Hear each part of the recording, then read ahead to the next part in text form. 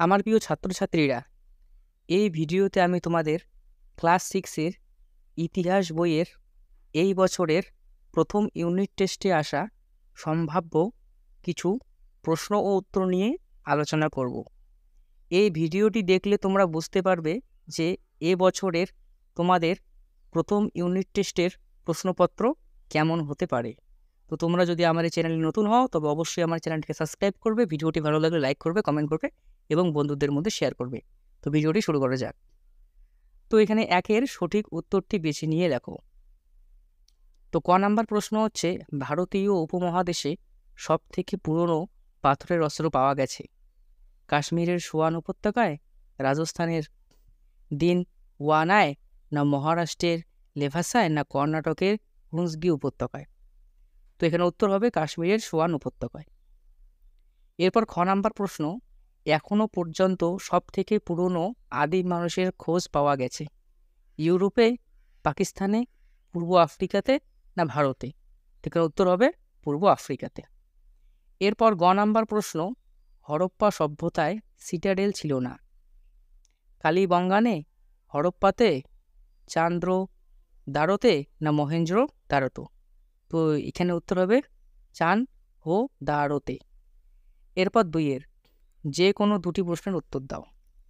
তো এখানে ক নাম্বার প্রশ্নটি হচ্ছে, এপ কাকে বলা হয়। তো এখানে উত্তর হবে লক্ষ লক্ষ বছর আগে পৃথিবী ঘন ঘন বন জঙ্গলে ঢাকা ছিল। সেই বনে এক ধরনের বড় বানর ছিল, এদের লেজ ছিল না, এদের এপ বলে। এরপর খ নাম্বার প্রশ্ন, মেহেরগড় সভ্যতায় প্রথম পর্যায়ে মানুষ কি কি ফসলের চাষ করত ও কি কি পশুপালন করত। তো এখানে উত্তর হবে খ্রিস্টপূর্ব 7000 থেকে খ্রিস্টপূর্ব 5000 অব্দ পর্যন্ত মেহেরগড়ের সবথেকে পুরনো পর্যায় ছিল বলে অনুমান করা হয়। এই পর্যায়ে সেখানকার মানুষ গম ও যব ফলাতে জানত। এখনও অবধি পৃথিবীতে সবথেকে পুরনো কার্পাস চাষের নমুনা মেহেরগড়েতেই পাওয়া গেছে। ছাগল, ভেড়া ও কুচওয়ালা ষাঁড় ছিল তাদের গৃহপালিত পশু। এরপর গ নাম্বার প্রশ্নটি হচ্ছে, হরপ্পা সভ্যতায় কিভাবে মৃতদেহ সমাধি দেওয়া হতো। তো এখানে উত্তরে মৃতদেহের মাথা উত্তর দিকে শুইয়ে রাখা হতো, সমাধির ভিতরে গয়না ও মাটির পাত্র রাখা হতো। কালীবঙ্গানে ইটের তৈরি সমাধিও দেখা যায়। এরপর তিনের টিকা লেখো যে কোনো একটি। তো এখানে ক নাম্বার প্রশ্নটি হচ্ছে, হরপ্পার সভ্যতার স্নানাগার ও শৌচাগার। তো এখানে উত্তর হবে স্নানাগার। স্নানাগার হলো স্নান করার জায়গা।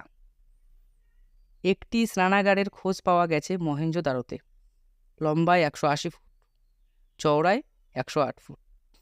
তার চারিদিকে 8 ফুট ইটের দেওয়াল ও মাঝের অংশে একটা বড় জলাশয় ছিল।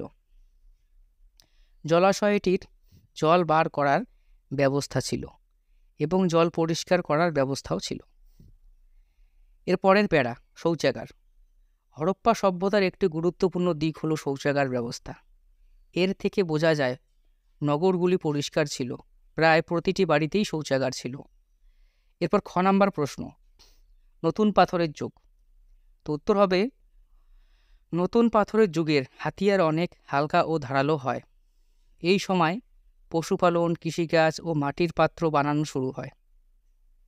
কৃষিকাজ শেখার ফলে এই সময় মানুষ যাযাবর জীবন ত্যাগ করে স্থায়ী বসতি গড়ে তোলে।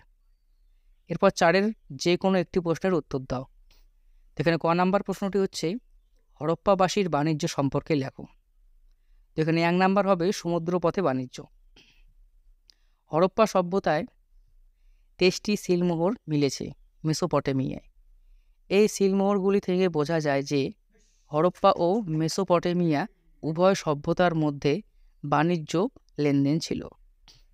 এরপর 2 নাম্বার নদীপথরে মহেঞ্জোদারোর এক সিলমোহর খোদাই করা এক নৌকার ছবি মিলেছে।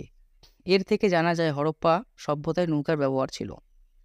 নদীর স্রোত ও হাওয়াকে কাজে লাগিয়ে নৌকার সাহায্যে নদীপথে ধরে যাত্রা চলত। এরপর 3 নাম্বার আমদানি ও রপ্তানি দ্রব্য। বিদেশ থেকে হরপ্পা সভ্যতায় আমদানি করা হতো সোনা, রূপা, তামা, দামি পাথরের হাতির দাঁতের তৈরি চিরুনি প্রভৃতি। এবার খ নাম্বার প্রশ্ন, আগুন ব্যবহারের ফলে মানুষের জীবনে কি কি পরিবর্তন ঘটেছিল? দেখুন উত্তর হবে আগুনের ব্যবহারে শেখার পর মানুষের নানান সুবিধা হয়। তো 1 নাম্বার হচ্ছে প্রচণ্ড শীতের হাত থেকে তারা আগুনকে ব্যবহার করত। 2 নাম্বার হচ্ছে বিভিন্ন জন্তুদের হাত থেকে নিজেকে বাঁচাতে আগুনের ব্যবহার করত। 3 নাম্বার হচ্ছে আগুনের ব্যবহার করার পরে তারা কাঁচা মাংসের বদলেই তারা আগুনে ঝলসে মাংস খাওয়া শুরু করলো। ঝলসালো মাংস খেতে তাদের দাঁতের জোর কম লাগতো।